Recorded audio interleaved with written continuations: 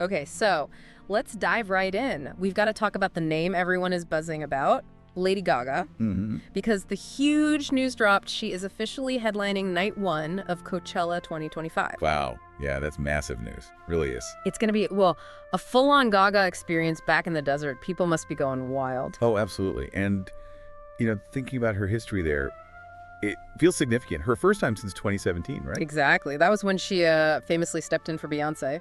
Yeah. Iconic moment in itself. Totally iconic. But this time, headlining from the get-go on her own terms. It feels like a real statement. It really does. And the timing.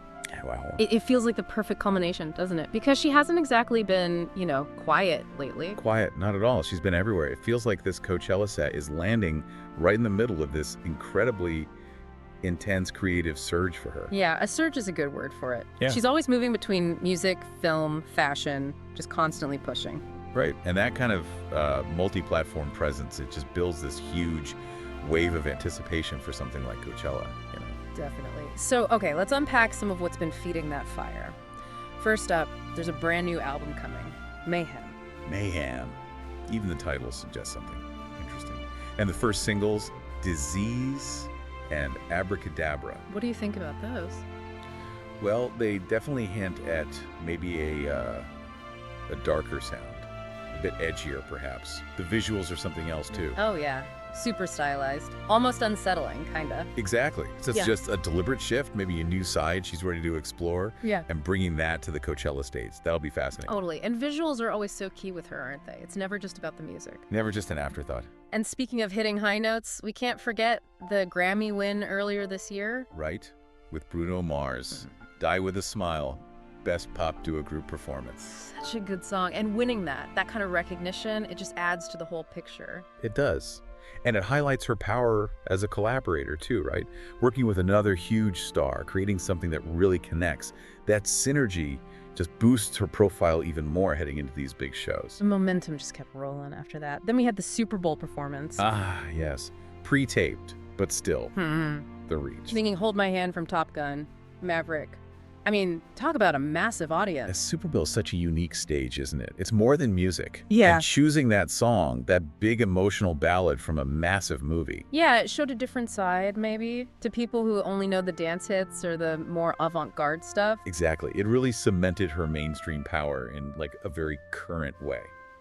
But wait, there's still more. She also hosted and performed on Saturday Night Live. Which is always huge. SNL is such a litmus test, kind of. Right. A chance to show off the vocals, sure, but also the comedy chops, the personality. Yeah, it lets her connect in a different way. More immediate, more personal, maybe. Yeah. Shows that spontaneity. Plus, artists often use SNL to kind of hint at what's next. Yeah. Good point. It definitely added to the Coachella buzz. For sure. And then, as if all that wasn't enough, she drops the news about an upcoming tour. See, it just feels like every single move was coordinated, like building blocks. Towards this Coachella headlining spot? Precisely. The album news, the singles, the Grammys, the Super Bowl visibility, the fun SNL appearance, then the tour announcement. It paints this picture of a major artistic comeback. Or maybe not comeback, but resurgence. Yeah, resurgence feels right. So when she hits that stage in 2025, she's bringing all of that recent energy, all those wins, an incredible amount of creative momentum. Okay, so quick recap. Gaga headlining Coachella 2025, first time since stepping in back in 2017. New album Mayhem is coming. Disease and Abracadabra are out. She snagged another Grammy with Bruno Mars, gave us that powerful Super Bowl moment, hosted and performed on SNL, and announced a tour. And a lot. In the best way possible. Seriously, it's been nonstop. And what's striking is how deliberate it all feels. This wasn't random. She's been strategically hitting all these different points, delivering quality across the board. So the big question then is, what does this all mean for that Coachella performance? For the fans? Right. What can we actually expect?